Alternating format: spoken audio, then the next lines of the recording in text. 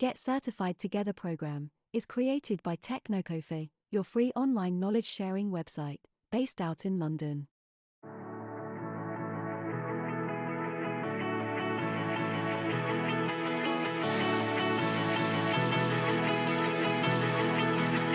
In what kind of information we have to consider as private, and what is difference between a contractual private information and regulated private information. There are a lot of fancy words here in this subtopic, but let's first understand what is PII, or personal identifiable information. Now PII you will hear a lot of times when you are in information security, cyber security, cloud security. PII is used quite extensively.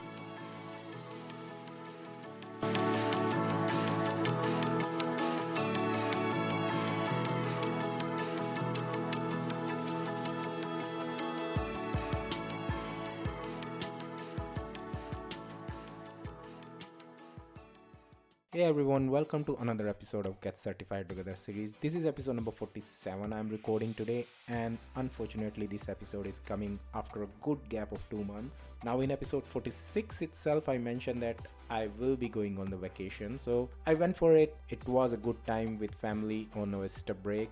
When I came back, I was in post-vacation handover, so I was not really in that mood of recording or uploading anything. When I started to get in the moment, and when I started compiling my older notes and I was in plan of releasing episode 47, I got hay fever. Now hay fever, if you are not from this part of world, or this is something you never heard before, even I am hearing it for the first time, is kind of situation when you're allergic to pollen grains, which I was not so far because I never faced them. But because I was facing them for the first time in my life, I find out that I am actually allergic to pollen grains. So I was actually having all those red eyes, cough and cold situation, and it actually took around 2 to 3 weeks for me to get recovered from that situation. Finally, after getting recovered from all of those things, I wrote everything down what I have to cover, created my short notes in my diary, so what topics I have to speak on today, and of course I started back on my CCSP journey. So if you guys are actually following the whole series, and if you guys are still going into that journey and your goal is clear like me, then of course I'm sorry for that, but I gave us some good time to actually recharge and re-energize. And trust me, we haven't deviated from the path.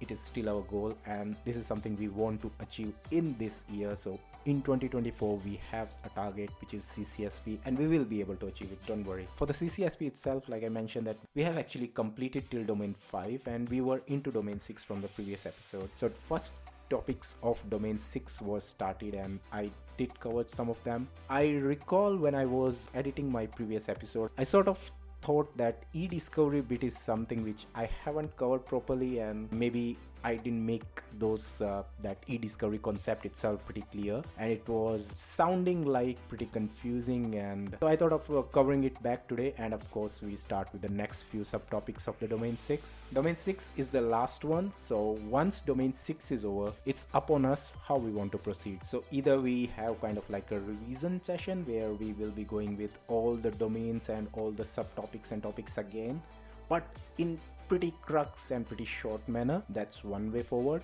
Or second way forward is we can even try to get hold of some kind of sample papers and sample examination, and we can discuss about those question and answer as well. So that's the plan. Another idea which I had, bringing on the guests. So this is something which I promised a lot of times, but unfortunately because I don't have a proper studio of myself, I'm still recording from my car garage, so I don't have that kind of like infrastructure and background so far. But I have probably a good big news coming in next 2 months. I don't want to make it official, but if everything fall into the place, then we probably will be having a better studio environment when I will be moving things around a bit. That's the plan. Means I have a lot of ideas once domain 6 is over and our whole CCSP syllabus is covered, so how we want to proceed before the examination. Another key point we can start thinking of now is when we should book the exam. So for me, I was actually planning to book somewhere between June mid, somewhere around that, but I will be postponing it because like I mentioned, something big is happening for the next 2 months and I'll be probably busy in that direction. So I have have postponed it a bit, and I will be now taking exam somewhere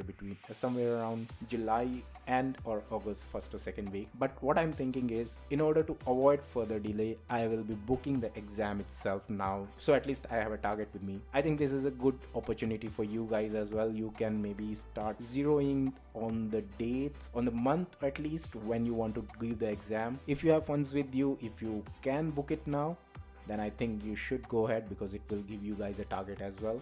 If not, at least make kind of like a soft target and create some kind of date in your mind, so you can start targeting that. By then you have to take the exam. So different people actually have different ways, and for me, I think it's better that I should allocate a date itself, so it will be easier for me to plan out my next steps forward and how I want to proceed and how I want to move on personally for taking the exam. But the CCSP series and this podcast series will continue as it is, and all the topics and all the domains will be covered as I have promised it before. Alright, before moving into today's episode, it's time for a quick short break, and after the break we can continue with our domain 6 journey. Primary Election Day is Tuesday, June 4th. Now is the time to make a plan. Whether you plan to vote absentee by mail, in person at your county auditor's office before Election Day, or at your polling place on June 4th, it's important you take steps now to make your plan at voterready.iowa.gov. Remember, Election Day is Tuesday, June 4th. Find more info at voterready.iowa.gov. This message is presented by the Iowa Secretary of State. This is the story of the one.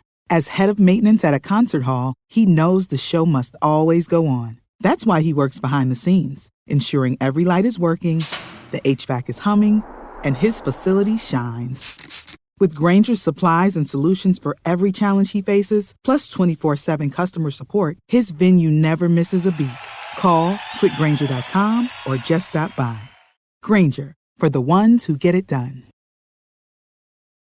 Hi, welcome back. So for domain 6, legal risk and compliance, today we will start with the next subtopic, which is understanding privacy issues. Now, before going to this subtopic, I mentioned that I have to cover a few bits around e-discovery, which was part of previous subtopic. So when I was actually listening to my episode 46 recording, I realized that the way e-discovery, when I explained it, it sounded like this is something related to or something similar to when we discuss about discovering or when we discuss about cloud forensics, where someone had to analyze all the document or someone had to understand what kind of things are going in and out inside an organization. They have to read all the documents, they have to read all the data transmitted in and out, ingress egress going, so that you can have some kind of like assessment and some kind of forensics which you can do based on some kind of like incident if something is reported, or if someone want to audit your setup. So e-discovery actually sounded like that, but e-discovery is slightly different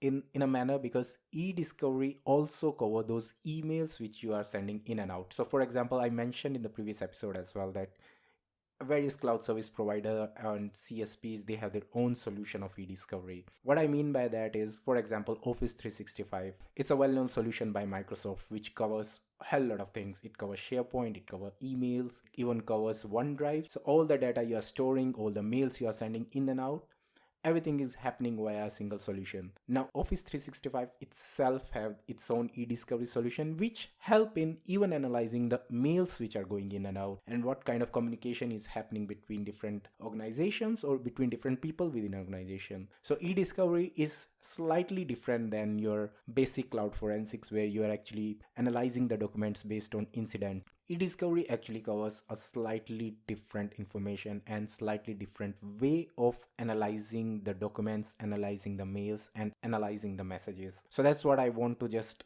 let you know, guys, before we move on to today's topic, because I don't want you guys to get confused between cloud forensics or normal digital forensics with e-discovery. Those are completely two different things. Alright, so for today's topic, let's start with privacy issues. Now, before we go deep into what kind of like privacy issues are there and what kind of information we have to consider as private and what is difference between a contractual private information and regulated private information, there are a lot of fancy words here in this subtopic, but let's first understand what is PII or personal identifiable information. Now PII you will hear a lot of times when you are in information security, cyber security, cloud security. PII is used quite extensively. Even in the news, day-to-day news, we hear terms like PII got leaked. So PII got leaked means personal information got leaked. Now everything is not personal information. You still have to consider PII is the only information which anyone can use to identify a particular individual.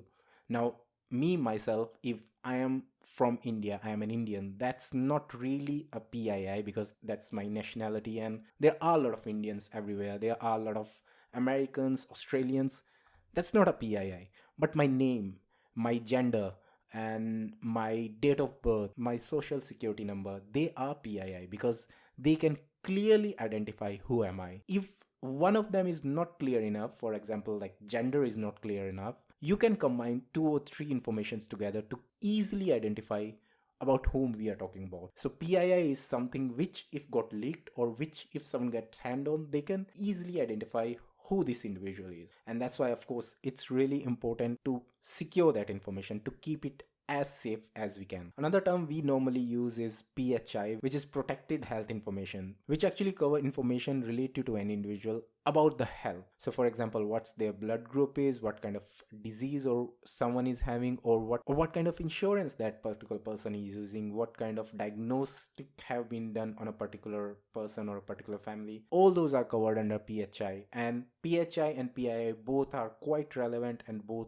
need to be confidential. You really don't want people to know what kind of disease or what kind of ailment you are suffering from. This is something, it's your personal, unless you yourself share with someone, you don't want people to know about it unless you give consent to that. So that's why PHI and PII both are quite confidential and quite close to someone, and they shouldn't be revealed as it is. But because everything is now digital, people are using their application, their mobile phones, you have to store some information onto the application, you have to store some information onto the mobile phone, on your laptop. And when we started about this CCSP and cloud security journey, what we understand as key basic knowledge, nothing is stored locally. Everything is stored on someone else's server, which is managed by someone else. If your application, your health app, your government's official health app even is running on some cloud or is running on some server. So your information which you are feeding in, your date of birth, your weight, height, everything, they are actually stored somewhere.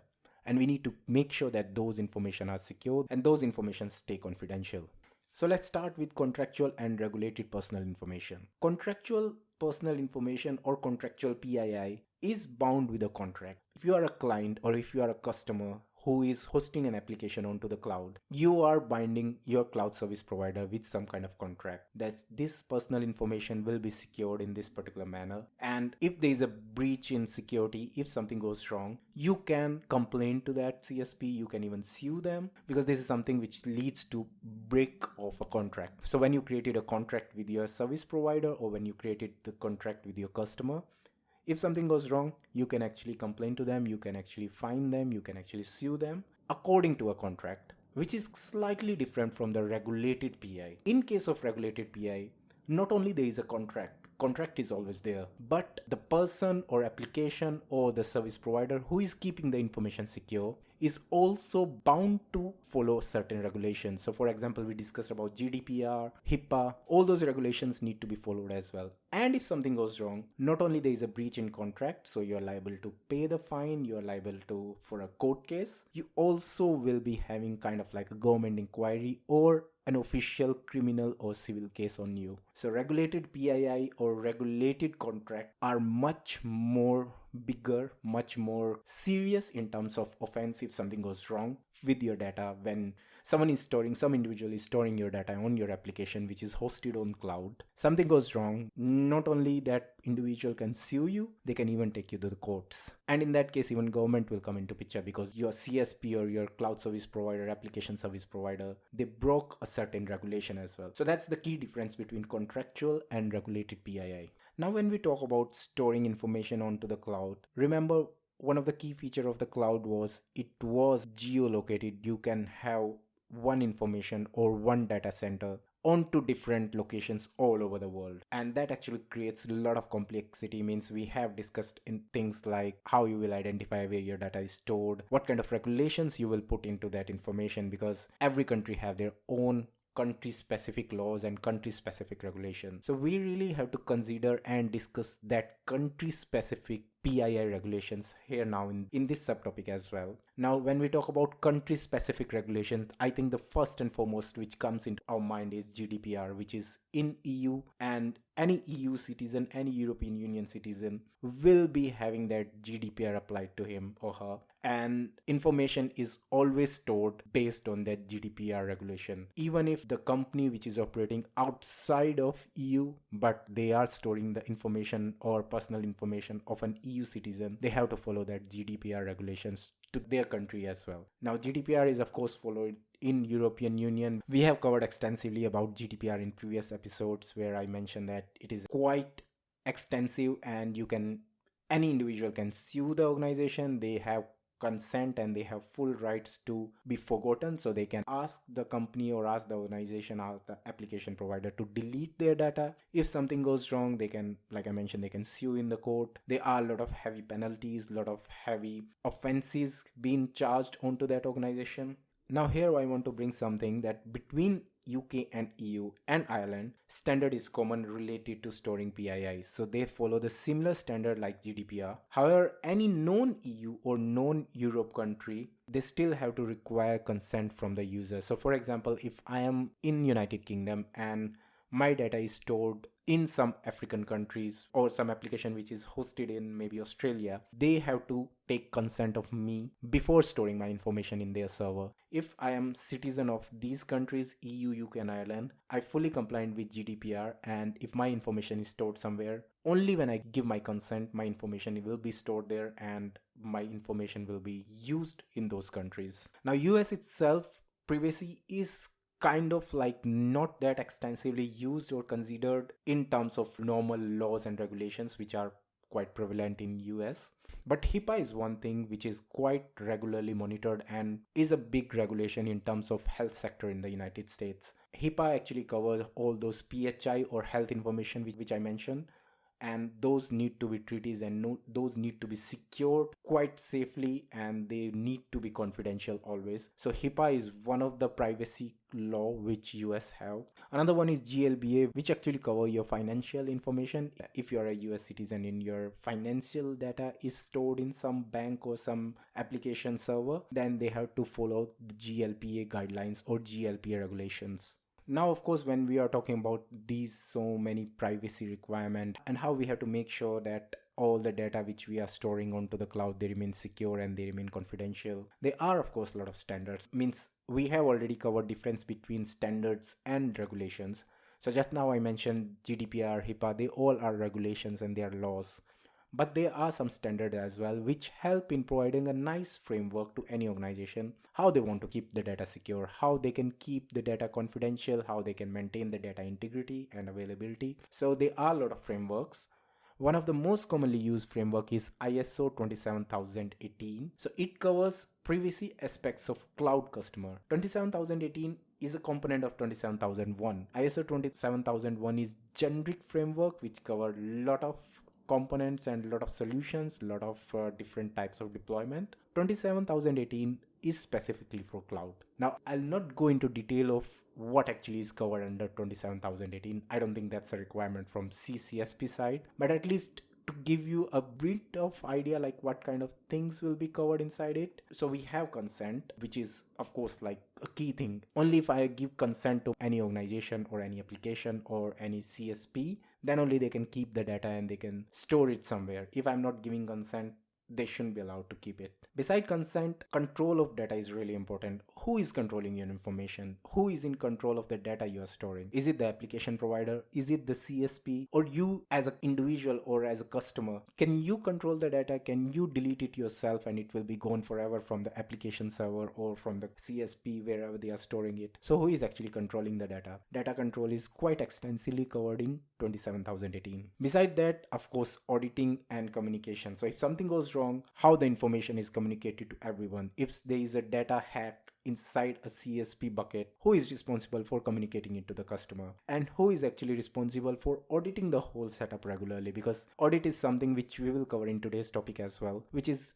a big tool when you want to analyze what kind of solution you have deployed and how you can make it much better, how you can follow those standards and guidelines so that you can make it more secure, more regulated. Beside ISO 27018, we also have GAP, which is generally accepted privacy principles, and it includes principles like consent, access, retention, security. So most of the topics or most of the principles or most of the guidelines are same as like ISO 27018, but you have another option of using this standard or this framework as well if you want to, like I mentioned, if you want to make your organization more secure, more better in terms of storing of information. Moving on to next topic, which is around understanding of audit process, methodologies, and adaptations for cloud environment. Let's begin with auditing. Audits are nothing but review of your whole solution, how you have deployed that solution, what kind of design have been applied, have you followed a well architected framework, have you put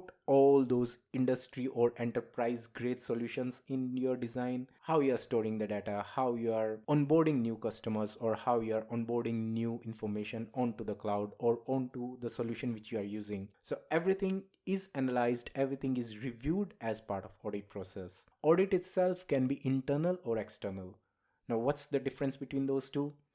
Internal audit is normally carried out by one of the designated team which is part of your existing organization, but they are still independent. They don't report directly to your existing IT manager, or they are not even under the CTO, who is technically owner of whole technical solution which is deployed onto the cloud or onto the on-prem environment. So there is normally no kind of like a conflict of interest, and this independent internal audit team will review the internal solutions, will review the whole organization, both in terms of technical as well as managerial and process wise as well, like what kind of procedure you are using or what kind of processes you have, how you are dealing with some kind of incident, what kind of strategy you have in place for your business continuity and disaster recovery. Everything is covered, everything is audited as part of this internal audit team, and they will create a nice review, a nice audit document which will be presented to all kind of like higher management level members, and they can then decide like what kind of implementation or what kind of suggestions you can do to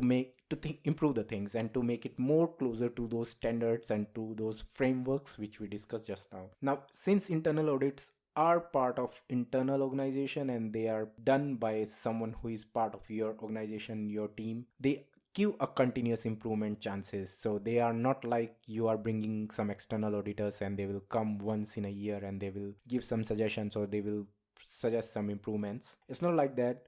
For internal audit, it's a continuous exercise. You can run it all over the whole like financial year and they will give you continuous suggestions related to improvements. So it's quite beneficial in a way to have regular internal audits. They can help in continuously improving the whole solution and whole design. External audits have wider scope. They assess the whole infrastructure without being constrained by management, and they provide industry recognized certificate as well. Now, internal audits are not certifying your solution and they are not certifying your setup. You cannot go to your customers or you cannot go to, even there is some kind of like data breach or some kind of offense you have done as an organization, you cannot showcase that you have done your due diligence by having an internal audit. It doesn't work like that. Internal auditors are not certified to give you some kind of like proof or some kind of certificate that you have followed all the guidelines. External auditors can give that certificate. So of course, after internal audits, you still need external audit at least once in a year, so you can have like nice industry recognized certifications. But of course, there are some challenges when we talk about cloud and virtualization.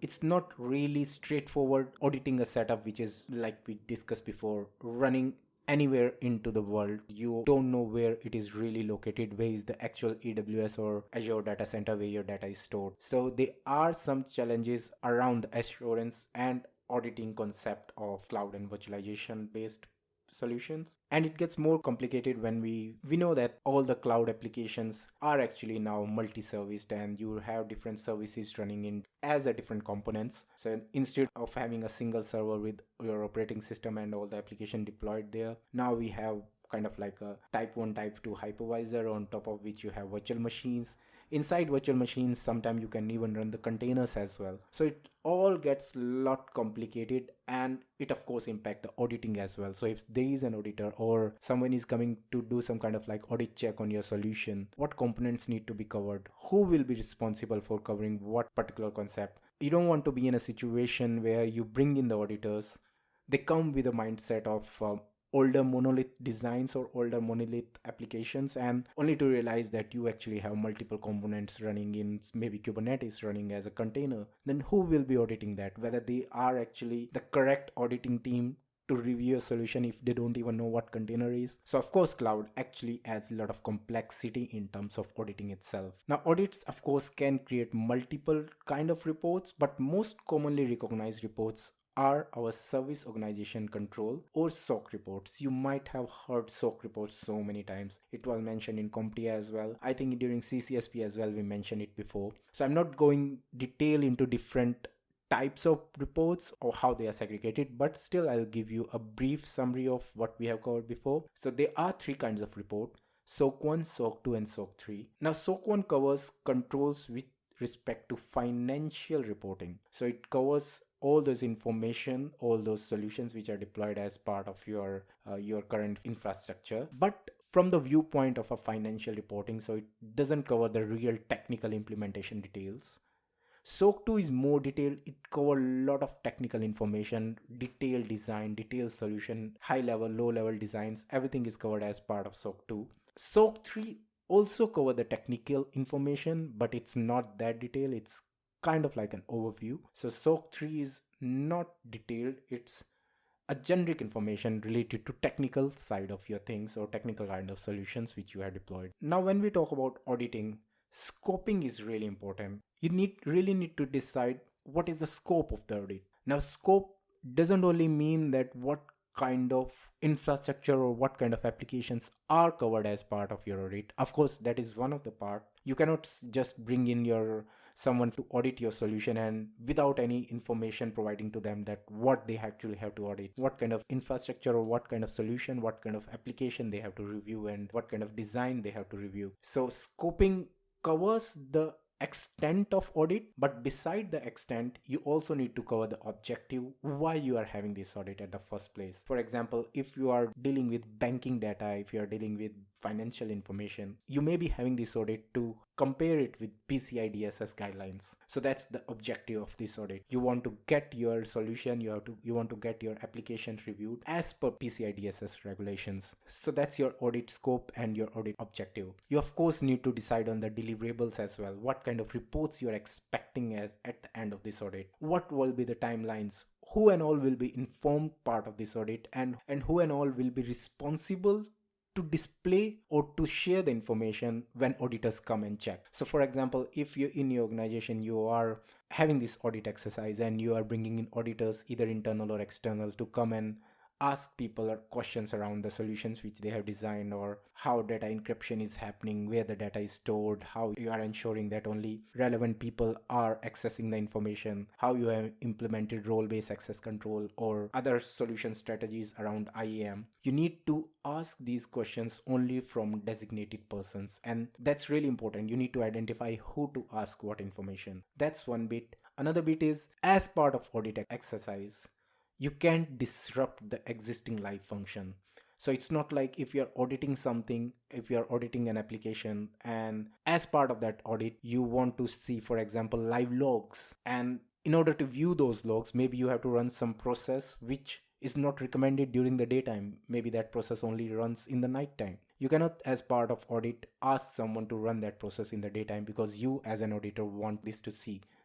That's not how it happens. Means you can ask them to showcase how it happens, you can ask them about solution design and document, but you cannot disrupt the exact live function which is really happening, and you cannot disrupt the business continuity. So audit scoping covers all these aspects. Audit exercise is really important, but it need to be well defined, it need to be well documented, and it need to be as least disruptive as it can be. And as part of audit, what you get is a nice audit document with all the observation and all the recommendation. You can easily use this documented output to compare with the standard guideline to create a gap analysis. Now gap analysis is nothing but a comparison between your standard benchmarks and your real deployment and what is missing in between. So for example, if there is a recommendation that you have to use data encryption with RSA 4096, but in reality you are using RSA 2048, then of course there is a gap there. And as part of that gap analysis, what you have to do is you have to increase the encryption from 2048 to 4096. So that's one of the